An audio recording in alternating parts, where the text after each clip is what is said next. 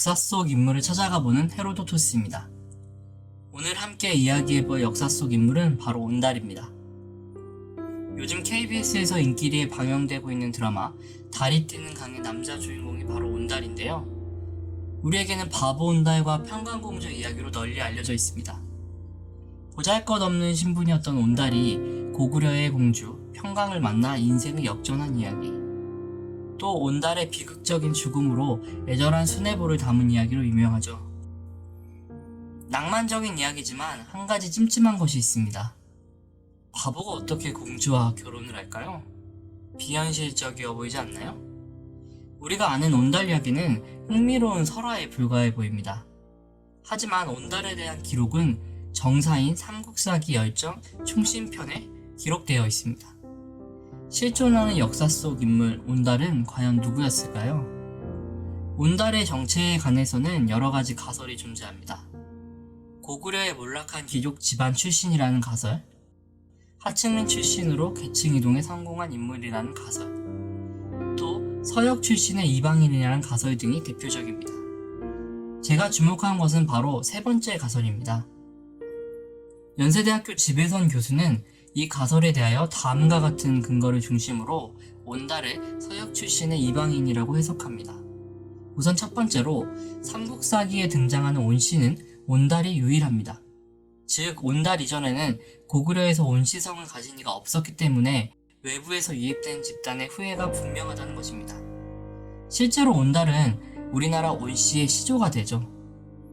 둘째, 지금의 우즈베키스탄인 사마르칸트 지역에 존재했던 강국이라는 나라가 바로 이 온씨성을 가진 사람들이 세운 나라라고 기록되어 있다는 사실입니다. 이는 중국의 정사인 구당서에 나와 있는 내용이죠.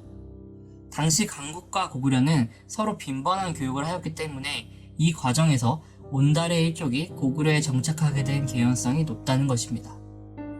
셋째, 어머니에 대한 기록은 있지만 아버지에 대한 기록은 없다.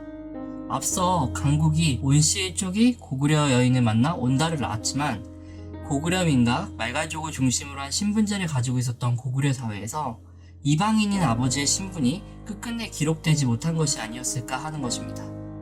이런 점을 놓고 보았을 때 온달은 고구려인이 아닌 타 민족 출신이라는 가능성이 매우 높다라는 것이죠. 어떤가요? 여러분, 개연성이 있는 주장으로 들리지 않나요? 온달의 서역 출신 이방인설을 배경으로 한 역사소설도 이미 나와 있습니다. 바로 박형훈 소설가의 온달전입니다. 이 책에서는 다음과 같은 삼국사기의 온달에 대한 해석을 새롭게 재해석하고 있습니다.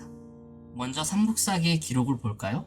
용모용 종가소, 생긴 모습이 파리에 우스웠다. 바로 뒤에는 중심칙 행연, 마음씨는 명랑하였다. 이 기록에 대한 박형훈 소설가의 해석입니다. 얼굴빛이 파리한 경우는 대부분 제대로 먹지 못하거나 근심 걱정이 많아서다. 바로 뒤에 마음씨는 명랑하다고 했다. 명랑한 사람이 근심이 많아 얼굴이 파리할 이유가 없다. 따라서 생긴 모습이 파리에 우스웠다라는 의미는 그 피부가 고구려인들과는 다르게 희었기 때문이라고 해석할 수 있다. 즉, 온달은 생김새가 달랐고 말이 어눌해서 아이들에게 놀림을 당했을 것이라고 추측할 수 있는 것이다. 소설 속의 온달은 이방인이라는 자신의 신분에 절망하지만 그의 가치를 알아본 평강이라는 조력자를 만나서 다문화 가정 출신이라는 약점을 딛고 국가의 영웅으로 거듭납니다. 그리고 고구려에 소외받던 많은 계층에게 꿈과 희망이 되죠. 물론 결말은 온달의 전사로 인해 새드엔딩으로 끝나지만요. 21세기를 살아가는 우리가 6세기 인물인 온달의 정체에 대해서 명확하게 알기는 쉽지 않습니다. 일단 자료가 너무나도 부족하니까요. 하지만 제가 오늘 온달의 정체에 대하여 다루며 다문화 가정 출신 이방인 가설에 주목한 이유는 바보 온달 이야기가 단순히 남자판 신데렐라 이야기가 아닌 비주류 집단에 속했던 다문화 가정 출신들, 그리고 당대에 소외받던 수많은 사람들의 희망 섞인 이야기가 아니었을까 하는 생각 때문이었습니다. 이렇게 정리하고 보니 바보 온달 이야기가 참 감동적이네요.